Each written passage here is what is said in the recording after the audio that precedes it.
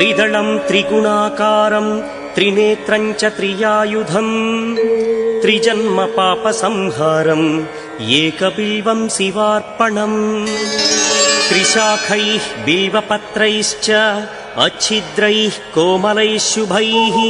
तव पूजां करिष्यामि एकबिल्वं शिवार्पणम् कोटिकन्या महादानं तिलपर्वतकोटयः काञ्चनं शैलदानेन एकबिल्वं शिवार्पणम् काशीक्षेत्रनिवासं च कालभैरवदर्शनम् प्रयागे माधवं दृष्ट्वा एकबिल्वं शिवार्पणम् इन्दुवारे व्रतं स्थित्वा निराहारो महेश्वरा